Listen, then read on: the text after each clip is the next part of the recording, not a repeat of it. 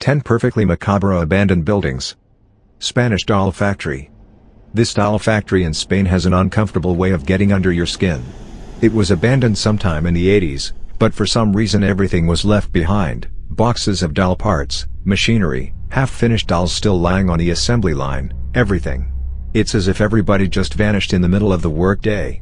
At the time the factory was in operation, porcelain dolls were commonly made with human hair, which somehow makes these things even creepier. The 3-story building remains largely unchanged to this day, except for the floor in one wing, which collapsed at some point.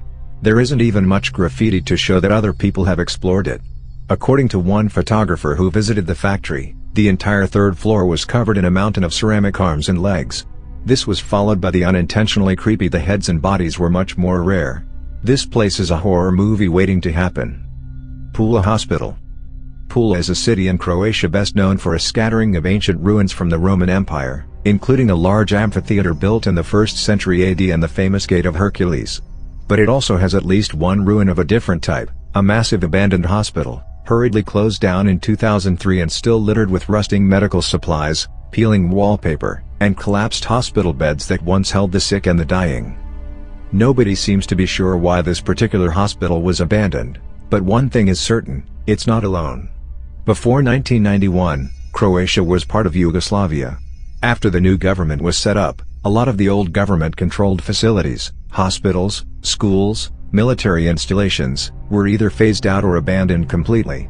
This hospital appears to be a throwback to earlier days, even though it was still apparently running for another decade. Interestingly, hotels and resorts in Croatia are now heading down the same path. There are over 100 abandoned hotels throughout Pula and other cities. Okinoshima Island Chemical Weapons Plant. Okinoshima Island is a small speck of land off the coast of Japan, so small, in fact, that it didn't appear on most maps until 1988, when the Japanese government constructed a museum on the island in memory of the people who worked there during World War II. But despite its size, the island played a surprisingly large role in the war. Specifically, it was the location of a top-secret chemical weapons factory that mixed together more than 6,000 tons of mustard gas between 1927 and 1945. Half a century later, the derelict chemical plant is still standing, and, although the island is open to the public, visitors aren't allowed to go inside because of the risk of contamination. It's believed that there are still hastily hidden stores of mustard gas dotted around the island, but nobody really knows because all the records from the plant were burned at the end of the war. Riverview Hospital. Riverview wasn't your normal hospital, it was an insane asylum. And thanks to decades of horror movies, that means we're already terrified of it. It opened in 1913 and finally shut its doors for good in 2012, when the last remaining patients were transferred to a nearby hospital. Although it hasn't been abandoned long, the image above shows the state of disrepair that the building had fallen into over the years. Even before it closed, many of the buildings on the grounds were crumbling, abandoned, and neglected. Garth Hill Mine. Folklore and superstition are well ingrained in Welsh history, so you're bound to get a few ghost stories with something as creepy as an abandoned iron mine and a horrific suicide in a caretaker's cottage. It practically writes itself. The suicide in question supposedly happened in 1930 when a one-armed mine worker killed himself in the cottage, leaving his ghost to haunt the grounds for all time. The cottage itself is still standing, hidden in the hills and covered with ivy, and you can visit it via a short hike near Garth Mountain. But underneath the cottage is the mine itself, miles and miles of abandoned tunnel, a vast subterranean maze where centuries of men worked and died in harsh conditions. Although it's been abandoned for decades, the machinery is still down there, including a blacksmith shop and an entire steam plant, not to mention countless rusted rail spikes just waiting to reach up and give you a hug and a puncture wound. Many of the tunnels and caverns have filled in with water over the years, creating surprisingly beautiful underground lakes. Friars Walk Shopping Center. There's no denying the post-apocalyptic atmosphere that goes hand in hand with an abandoned building, but while that comes standard with most rotting architecture, the owners of Friars Walk Shopping Center actively encourage it, in the form of zombie-themed warfare. For the past year, the crumbling shopping mall has been the host of Dawn of the Dead-esque games played with airsoft rifles, spring-powered guns that shoot plastic BBs. The mall itself is unchanged. After all, the point is that it's supposed to look like an abandoned mall. Plate glass shop windows, dead escalators, even a tattered indoor playground, all add to the ambience of the shopping center. When the lights go down, you really could believe that a zombie might jump out from behind a corner. Mingo Junction Steel Mill. With a population of only about 3,500 people, the town of Mingo Junction, Ohio isn't likely to win any awards for being interesting. But at one time, it was an important artery in the so-called Rust Belt that stretched across the central northeastern U.S. The town and the steel mill grew together. Most of the families living in Mingo Junction were only there to work at the mill.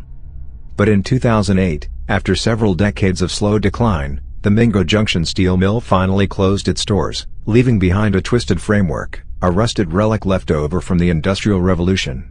Its fate is still undecided, though it will probably end up being demolished to make room for restaurants and hotels along that stretch of the Ohio River. Carry Furnace. For some reason, when a factory or steel mill closes, most of the machinery is left inside, giving the unshakable sense that the whole thing could come alive again at any second. At least, that's the impression you get from Carry Furnace, another throwback to the Rust Belt days of the early 1900s. Located near Pittsburgh, Pennsylvania, the factory was built in 1884, and spit out roughly 1,000 tons of steel per day for nearly 100 years. Baikonur Cosmodrome. Now located in Kazakhstan, the Baikonur Cosmodrome was an integral part of the Soviet side of the space race. This is where Sputnik 1, the first rocket to orbit the Earth, and Vostok 1, the first rocket to carry a human into space, were launched. The installation was so large that an entire town was built around it to house the workers and their families. Fast forward 68 years, and most of the facility is a ghost town. The towering, steel scaffolding rigs are nothing more than silent sentinels, keeping watch over launch pads packed with dust and scattered leaves. Control rooms that once buzzed with activity now sit in shadow, empty and silent. There's even a space shuttle, just sitting there, like an old truck on cinder blocks in a redneck's front lawn. Russia has been non-committal over their plans for the facility, although the land now belongs to Kazakhstan. The Russian government has a lease on the property until 2050. Middle School Number 3. Following the meltdown of the Chernobyl power plant in 1986, the Ukraine government set up the exclusion zone, a quarantined area that extends 30 kilometers, 19 miles, in every direction from the site of the reactor. Nearly 100,000 residents were evacuated from the exclusion zone, leaving behind their possessions, their homes, and, in many cases, their loved ones. Now, most of the exclusion zone is still uninhabited, although all of the buildings are still standing. One of those buildings, known simply as Middle School Number 3, is almost frozen in time at the moment of the disaster. Gas masks cover the floors, and chairs and desks still stand exactly as they would have on a school day 27 years ago, except for a few that were knocked out of the way as the students fled. If you want, you can actually visit the area right now with a guided tour, although this tour has certain rules you don't normally hear on vacation, like stay on the concrete walkways, because the radiation is lower there, and don't touch literally anything.